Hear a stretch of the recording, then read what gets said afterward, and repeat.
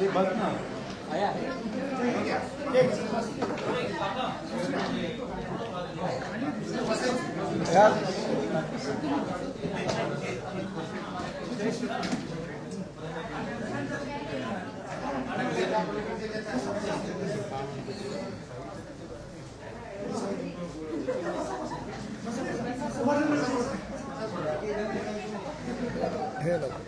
मोठं आहे ना.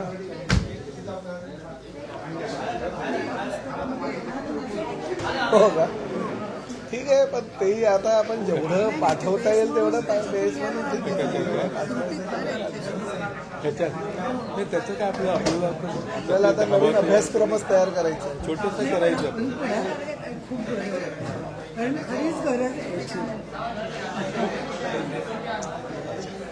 तुम्ही तुमचं झालं की सांगा, चालू करायचं असेल रेडी. ओके.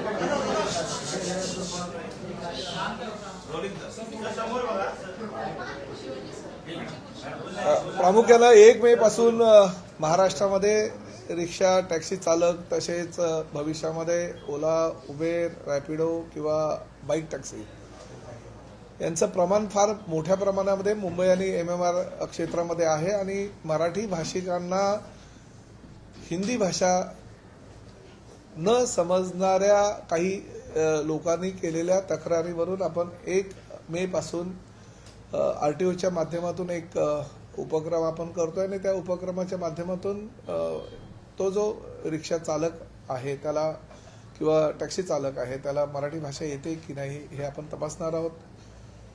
सुरुवातीपासून महाराष्ट्राची आणि प्रामुख्यानं परिवहन डिपार्टमेंटची ही भूमिकाच राहिलेली आहे की महाराष्ट्रामध्ये जर तुम्हाला व्यवसाय करायचा असेल तर मराठी येणं अनिवार्य आहे आणि तो आपला अधिकार आहे, आपला तो हक्क आहे. आणि त्या माध्यमातून ही मोहीम आम्ही करतोय. प्रामुख्यानं अनेक साहित्यिकांनी ही मोहीम राबवत असताना मला स्वतः फोन करून सांगितलं होतं की आम्ही ह्या कामी तुम्ही जो पुढाकार घेताय तो खरोखर अभिमानास्पद आहे आणि आम्ही तुम्हाला तुमच्या खांद्याला खांदा लावून आम्ही काम करायला सोबत तयार आहोत. मी सर्वप्रथम महाराष्ट्रातील तमाम मराठी जनतेच्या वतीनं कोकण मराठी साहित्य परिषदेचे सर्व पदाधिकारी या ठिकाणी आलेले आहेत आणि मुंबई मराठी साहित्य संघाचे सुद्धा सर्व पदाधिकारी या ठिकाणी आलेले. मला म्हणजे अभिमान ह्या गोष्टीचा आहे की अक्षरशः म्हणजे आमिर खानला सुद्धा मराठी शिकवणारी लोक ही आहेत. म्हणजे यांच्यापैकी आमिर खानला मराठी शिकवणारी लोक. आणि मी अनेक चॅनलवर बघितलं की मराठीमध्ये अस्खलित आमिर खान बोलू शकतो. किंबहुना रितेश देशमुख यांची पत्नी जेनेलिया हिला सुद्धा मराठी शिकवणारी लोक ह्यामध्ये आहेत. म्हणजे अनेक हिंदी भाषिकांना आणि तारे तारकांना सुद्धा मराठी शिकवणारी ही सगळी मंडळी आहे. आणि आज हीच मंडळी पुढाकार घेत आहेत की आम्ही रिक्षा टॅक्सी चालकांना सुद्धा मराठी शिकू. प्रामुख्यानं कोकण मराठी साहित्य परिषदेचे 72 विभाग आहे. या 72 विभागांना आता जबाबदारी उचललेली आहे की आम्ही आमचे विविध ठिकाणी जे विभाग आहेत त्या विभागाच्या आम्ही आमच्या शाखेला कळू आणि त्या माध्यमातून एक रिक्षा आणि टॅक्सी चालकांना मराठी अतिशय सोप्या भाषेमध्ये कळेल आणि समजेल आणि त्याला बोलता येईल अशा पद्धतीने आम्ही एक अभ्यासक्रम आता तयार करतोय. आणि आजच ते अभ्यासक्रमाची कशी साधारण मांडणी असेल त्या पद्धतीने हे आताच बसून निर्णय घेणार आहेत. आणि त्याचबरोबर मुंबई मराठी साहित्य संघानं सुद्धा पुढाकार घेतलेले आहेत. मेंदळे ताईंचं मी मनापासून आभार व्यक्त करतो कारण लोकमान्य टिळकांच्या नात असलेल्या आमच्या पंथी असलेल्या आमच्या मेंदळेताईंनी अनेक मराठी भाषेसाठी उपक्रम राबवलेले आहेत आणि त्या माध्यमातून मराठी भाषेचा प्रचार आणि प्रसार होण्यासाठी ते आताही वर्ग त्यांचे घेण्याचं चालू आहे. आताही ते अनेक हिंदी भाषिकांना त्यांच्या मुंबई मराठी साहित्य संघाच्या माध्यमातून मराठी शिकवतात. अनेक हिंदी भाषिक जे आहेत ते नोकरीला लागत असताना किंवा त्यांना इतर कामांसाठी जेव्हा मराठीची शिकण्याची गरज असते तेव्हा ते त्यांच्याकडनं मराठी शिकतात. आणि अजून एक महत्वाचं म्हणजे मराठी भाषा शिकल्यानंतर समोरच्या व्यक्तीला मुंबई मराठी साहित्य संघाच्या वतीनं प्रमाणपत्र दिलं जाते. ते प्रमाणपत्र राज्य शासनानं मंजूर केल्यानुसार आहे. म्हणजे एक प्रमाणपत्र त्यांचं असं नाहीये की कुठल्या तरी संस्थेनं असंच दिलेलं आहे. राज्य शासनाचे मान्यता प्राप्त प्रमाणपत्र त्या देतात. त्यामुळे त्याचा फायदा असा होणार आहे की यांच्याकडे जर मराठी कोणी शिकलं तर आम्ही भविष्यामध्ये लायसन्स देताना, बॅच देताना किंवा परमिट देताना त्या प्रमाणपत्र त्यांच्याकडे आहे का अशी सुद्धा आम्ही अट घालू शकतो, जेणेकरून ह्या प्रमाणपत्रानुसारच समोरच्याला लायसन बॅच किंवा आम्ही परमिट देऊ शकू. त्यामुळे अतिशय सकारात्मक भूमिका ही मराठी साहित्य संघाने घेतलेली आहे. कौशल इनामदार ज्यांचं पहिलं गीत लाभले आम्हाचं भाग्य बोलतो मराठी, हे पहिलं गीत त्यांनी मराठी भाषेविषयी आणि अभिमान गीत त्यांनी गायलं होतं आणि ठाण्याच्याच दादोजी कोंडदेव स्टेडियमवर त्यांनी ते पहिलं अभिमान गीत सादर केलं होतं. आशाताई त्या कार्यक्रमाला होत्या आणि त्यांच्यासमोर त्यांनी ते अभिमान गीत 25 वर्षापूर्वी सादर केलं होतं आणि मी साक्षीदार आहे त्या गोष्टीचा. त्यामुळे कदाचित आता कौशल इनामदार सुद्धा यामध्ये पुढाकार घेत आहेत. 27 तारखेला आम्ही त्यांच्याबरोबर बैठक घेतोय आणि मराठी भाषेचा प्रचार प्रसार व्हावा, वादविवाद टाळू नये आणि वादविवाद होत असताना FIR होतात, तक्रारी दाखल होतात, पोलिसांमध्ये गुन्हे दाखल होतात, ते गुन्हे होऊ नये यासाठी आम्ही हा उपक्रम राबवतोय.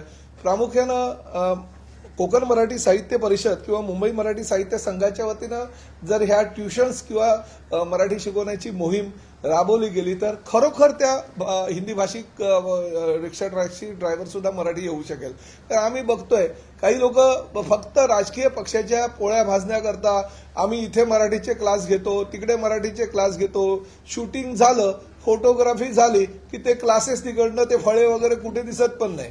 काही ठिकाणी स्टेशनवर असं बॅनर लावतात की आम्ही हिंदी भाषिकांना मराठी शिकवू, परंतु नंतर मग ते पेपरात बातमी आली किंवा टीव्हीवर बातमी आली की नंतर मग दुसऱ्या दिवशी मात्र ते बोर्ड दिसत नाही, ती शाळा पण दिसत नाही. परंतु महाराष्ट्रामध्ये मराठीचा अभिमान असलेली ही जी मंडळी आज बसलेली आहे, जी कोकण मराठी साहित्य परिषदेच्या माध्यमातून गेल्या अनेक वर्षापासून काम करतायत, मुंबई मराठी साहित्य संघाच्या माध्यमातून अनेक हिंदी भाषिकांना त्यांनी मराठी शिकवलेलं आहे, अशी मंडळी आम्ही आता सोबत घेतोय आणि ह्या मंडळीच्या माध्यमातून आम्ही हिंदी भाषिक ड्रायव्हर्सना हे मराठी शिकवण्याचा निर्णय आज आमच्या RTO डिपार्टमेंटनं घेतलेला आहे.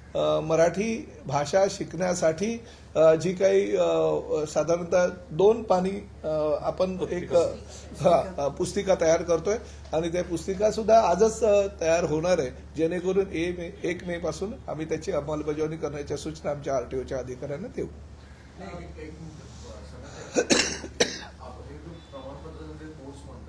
असेल कुठं असेल आणि या सगळ्या एवढ्या रिक्षा युनियन पूर्ण महाराष्ट्रामध्ये पसरलेलं आहे, त्यांनाही कुठे जाणार, म्हणजे आपले साहित्यिक जाणार आहेत, कसं असणार? नाही, मी सांगितलं ना, 72 शाखा आता त्या संदर्भात म्हणजे आमची आता बैठक झाली, परंतु मला असं वाटतं की ह्या संदर्भात आता कशा पद्धतीनं होईल त्याचं मेंदळे मॅडम आणि आमचे बाकीचे लोक मार्गदर्शन करतील.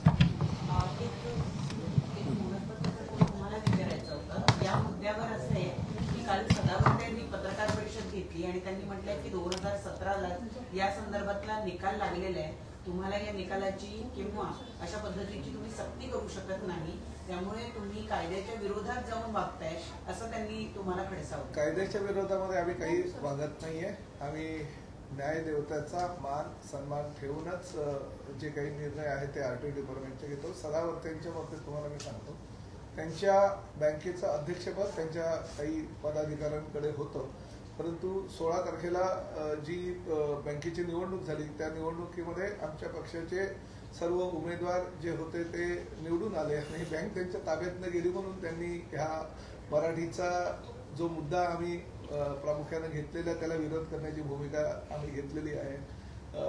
पण ठीक आहे, आता त्यांच्या भूमिकेकडे काही मी जास्त बघणार नाहीये, परंतु कायद्याच्या कक्षेमध्येच आम्ही राहून काम करतो हे आवर्जून ह्या ठिकाणी सांगतो. आणि बाकी अशा काही फालतू गिरी करणारी जी काही लोक असतात त्यांच्या प्रत्येक प्रश्नाला उत्तर देणं मी माझं कर्तव्य असं आहे असं समजत नाही. मराठी महाराष्ट्रामध्ये जर व्यवसाय करायचा असेल तर मराठी अनिवार्य आहे, मराठी तुम्हाला यावंच लागेल, अशा पद्धतीची भूमिका RTOची आहे आणि ती भूमिका निभावत असताना काही अडचणी आमच्या ड्रायव्हर्सना आहेत, त्या अडचणी दूर करण्यासाठी ही मंडळी आमच्या सोबत आहे. त्यामुळे ह्या मंडळीच्या माध्यमातून आम्ही मराठी ज्यांना येत नसेल, शिकण्याची त्यांची वृत्ती असेल, आम्ही त्यांना शिकवण्याचा प्रयत्न करू, परंतु मुजोरी करतील आणि तुम्हाला जे करायचं ते करा आम्ही मराठी शिकणार नाही ही भूमिका योग्य नाही. माझी स्पष्टपणे भूमिका महाराष्ट्रामध्ये राहावं लागेल तर मराठी तुम्हाला यावंच लागेल.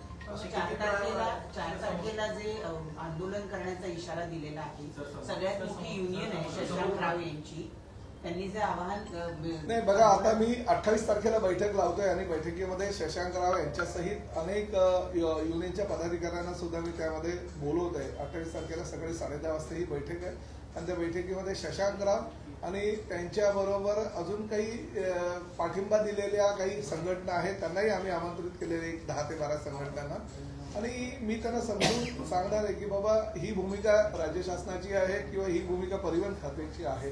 त्यामुळे मला असं वाटतं की ज्यावेळेस शशांकराव यांचे वडील हयात होते आणि ते ह्या टॅक्सी चालकांचं आणि रिक्षा चालकांचं नेतृत्व करत होते तेव्हा 1989 साली पारित झालेल्या ह्या कायद्याला त्यांचंही समर्थन होतं. त्यामुळे मला आपल्या माध्यमातून त्यांना विनंती करायची आहे की शेवटी महाराष्ट्र आहे, मराठीची सक्ती हे काही चुकीचं नाही आहे आणि व्यवसाय करणारा व्यक्ती जर महाराष्ट्रामध्ये मराठी शिकायला तयार असेल तर उलट त्यांना तुम्ही परावृत्त करायला पाहिजे. तुम्ही कर्नाटकामध्ये जा, तुम्ही तेलंगणामध्ये जा, तामिळनाडूमध्ये जा, मद्रासमध्ये जा किंवा बाकीच्या केरळामध्ये जा, त्या ठिकाणी त्यांची भाषा ही त्या लोकांना यायलाच हवी या मताचे ते आहेत. तर तुम्ही महाराष्ट्रामध्ये जर मराठी कोणी बोलायला तयार आहे तो रिक्षावाले, परंतु तुम्हीच जर असं आक्रमक भूमिका घेतली आणि त्यांच्या मुजरीमध्ये अजून जर भर करून दिला तर कसं चालेल मला सांगा. त्यामुळे मी तुम्हाला आमंत्रित करतो, 28 तारखेला तुमचं काय मत आहे ते मला सांगा. अजूनही काही मार्ग, आज हा मार्ग आम्ही काढतोय, अजूनही काही मार्ग काढायचे असेल तर आमची तयारी आहे. परंतु कृपा करून मी सांगतो, महाराष्ट्रामध्ये तुम्ही मुजोरी करू नका. महाराष्ट्रामध्ये व्यवसाय करायचा असेल तर तुम्हाला मराठी आलंच पाहिजे. नाही, आम्ही प्रामुख्यानं आज ही जी भूमिका आहे ही भूमिका आम्ही मांडली. कोकण मराठी साहित्य परिषद आणि मुंबई मराठी साहित्य संघाने ही जबाबदारी घेतलेली आहे. तुम्हाला मराठी बोलता येतं का, तुम्हाला मराठी समजतं का. आम्ही काय लिहायला वाचायला सांगत नाही, आम्ही काय परीक्षा घेत नाहीये त्यांची, परंतु जो नियम आहे त्या नियमानुसार तुम्हाला परवाने दिले गेलेले आहेत का याची पाहणी करणार आहोत. आमचे जर आरटीओचे अधिकारी चुकले असते, आमच्या आरटीओच्या अधिकाऱ्यांनी जर चुकीचे काही लायसन्स दिले असतील, बॅच दिले असतील, परमिट दिले असेल तर आम्ही आरटीओच्या अधिकाऱ्यांवर सुद्धा कारवाई करायला कुचराई करणार नाही, आम्ही त्यांच्यावरही कारवाई करू. परंतु 1 तारखेपासून आम्ही आमचा पूर्ण ज्या ज्या ठिकाणी प्रामुख्याने आता सुरुवातीला आम्ही MMR क्षेत्रामध्ये ही मोहीम आखणार आहोत. ज्या ज्या ठिकाणी शक्य होईल त्या त्या ठिकाणी आमच्या आरटीओचे अधिकारी येतील, तुमच्या कागदपत्राची छाननी करणार. कागदपत्राची छाननी केल्यानंतर काही बोगस कागदपत्राच्या आधारे सुद्धा लायसन्स, परमिट आणि बॅच दिल्याच्या तक्रारी आहेत, त्याची सुद्धा छाननी होईल. मराठी येतं की नाही, तुम्हाला समजते की नाही, तुम्हाला लोक जे मराठीमधनं बोलतात त्यांच्याबरोबर तुम्ही मराठी भाषेमध्ये व्यवहार करता की नाही याची छाननी ते करणार. सर, परिवहन नियम जो आहे त्यानुसार म्हणजे आणि यातल्या जे कायदे अभ्यासक आहेत त्यांचं असं म्हणणं आहे की सक्ती हा विषय नाही, त्याला ऑप्शन हा शब्द आहे. हा, मग आम्ही तेच म्हणतो ना, पर्याय तोच मराठी. सक्ती म्हणजे आमचं म्हणणं असं, तुम्हाला निदान तेवढं तरी मराठी यायला पाहिजे जो मराठी पॅसेंजर बसल्यानंतर तो जर मराठीमध्ये त्यांनी संवाद केला तर त्याचे संवाद तुम्हाला समजले पाहिजेत किंवा तुम्ही त्यांच्याबरोबर मराठीमध्ये संवाद साधला पाहिजे. आम्ही सक्ती असं म्हणत नाही त्यांच्याकडे, काय आम्ही पूर्ण मराठीचं साहित्य आणि मराठीचं रचना सगळं काही ते मागत नाहीये. ते तेवढं जेवढं मोजकं त्यांना मराठी हवं आहे ते त्याला चालवताना आम्ही अभ्यासक्रम पण असाच करतोय. जो आम्ही अभ्यासक्रम आता करतोय तो सुद्धा तेवढाच करतोय. माफक त्यांना समजलं पाहिजे आणि बोलता आलं पाहिजे. आणि शेवटी हा महाराष्ट्र आहे, महाराष्ट्रामध्ये एवढं जर मराठी बोलायला येत नसेल आणि मग मुजोरी करत असेल तर ते योग्य नाही ना. कालपासून काही व्हिडिओ पण व्हायरल होत आहेत. बांद्रा टर्मिनलचा एक व्हिडिओ व्हायरल होतोय, त्यात तो व्यक्ती म्हणताय की बघा मराठीची सक्ती केल्यापासून कसे मोठ्या प्रमाणावर लोक जे आहेत ते उत्तर भारताच्या दिशेने निघाले आहेत. काल एक आकडेवारी दिली होती की कालच्या दिवसात 1000 रिक्षावाले युपीला गेले, काल दिवसभरामध्ये 150 गेले. असं काही सुरू आहे का खरंच? नाही, मला एक गोष्ट सांगा, कोरोनाचा कहर झाल्यानंतर महाराष्ट्राच्या ट्रेन भरभरून गेल्या होत्या, भरभरून. काही कमी झालंय का महाराष्ट्रातून? काही कमी झालेलं नाही. हे व्हिडिओ असेच व्हायरल होत जातात. त्यामुळे त्या व्हिडिओला आणि मला असं वाटतं मराठी बोलता येत नाही किंवा मराठी समजत नाही म्हणून बाहेर जाणारे अजून कोणी लोक मराठीला मावशी संबोधणारे सुद्धा आहेत आणि चक्क मराठीमध्ये आपल्याशी संवाद साधणारे अनेक हिंदी भाषिक आहेत. त्यामुळे आणि प्रश्न पहिला असा आहे की आम्ही कुणाचीही रोजी रोटी बंद करायचा बिलकुल भूमिका शासनाची नाही, परिवहन खात्याची नाही. उलट रोजी रोटी वाढावी यासाठी प्रयत्न करणारं हे शासन आहे. त्यामुळे मला असं वाटतं की अजूनही काही लोकांनी परवाने घ्यावेत पण मराठी शिकून घ्यावेत, बॅच घ्यावे पण मराठी शिकून घ्यावे, लायसन्स घ्यावे, मराठी शिकून घ्यावे. आम्ही कोणाच्याही रोजगारावर गदा आणणार नाही. परंतु एवढं मात्र परत एकदा सांगतो, महाराष्ट्रामध्ये व्यवसाय करायचा असेल तर तुम्हाला मराठी समजावंच लागेल, तुम्हाला शिकावंच लागेल. किती चालक आहे सर असे की ज्यांना मराठी येत नाही असं ते सर्वेक्षण काय नाही, अजून सर्वेक्षण नाही झालं. मीरा भाईंदरचं सर्वेक्षण चालू आहे आणि त्याचा रिपोर्ट आम्हाला 28 तारखेला येणार आहे. सर आज की जो बैठक हुई इस बैठक में क्या निर्णय हुआ है, क्या इस बैठक में सबको discuss हाँ सर, सबसे पहले तो राज्य शासन की ये भूमिका है कि सबको जो भी रिक्शा चालक है, टैक्सी चालक है, रैपिडो, ओला, उबेर या बाइक टैक्सी वाले जो लोग हैं उनको मराठी आनी चाहिए. क्योंकि बहुत सारे लोगों का ये कहना था कि हम गाड़ी में बैठते हैं जब भी रिक्शा में या टैक्सी में तो टैक्सी चालक या रिक्शा चालकों को मराठी नहीं आती है और हमें हिंदी नहीं आती है, तो बहुत सारे झगड़े हो जाते हैं, बहुत सारे FIR लॉन्च हुए गए हैं. तो हमने ये निर्णय किया कि महाराष्ट्र दिन है 1 मई, तो हम जब भी रिक्शा चालकों को या टैक्सी चालकों को लाइसेंस देते हैं, बैच देते हैं, उनको परमिट देते हैं, उस वक्त मराठी उनको आनी चाहिए, समझनी चाहिए. ये भावना रखते हुए हमें ये सब लाइसेंस उनको अगर देते हैं तो उनको मराठी आती कि नहीं ये हम देखना चाहेंगे 1 तारीख से. साथ ही में जिन लोगों को लाइसेंस दिए, बैच दिए, जिनके वो परमिट दिए गए, वो कागजात जो है वो बराबर है कि नहीं, डुप्लीकेट कागजात उन्होंने वहाँ पे यूज करते हुए कुछ गलत काम तो किए नहीं, ये भी हम जानकारी करेंगे. कि ये तो हमारे हमेशा की तरह RTO के लोग सभी रिक्शा चालकों को, सभी टैक्सी चालकों को मांगेंगे और कागजात अगर पूर्तता होगी तो उनको मराठी आती है कि नहीं ये हम देखेंगे, मराठी समझते हैं कि नहीं देखेंगे. और ये अगर सब सही होगा तो सवाल ही नहीं आएगा. मगर जो नहीं समझते रहेंगे, जो नहीं उनको अगर मराठी आता रहेगा तो उनको मराठी सिखाने के लिए हमारे कोकण मराठी साहित्य परिषद और मुंबई मराठी साहित्य संघ के लोग आगे आए हैं. वो लोग कुछ उनके लिए अभ्यासक्रम रखेंगे. उस अभ्यासक्रम का माध्यम से वो लोग मराठी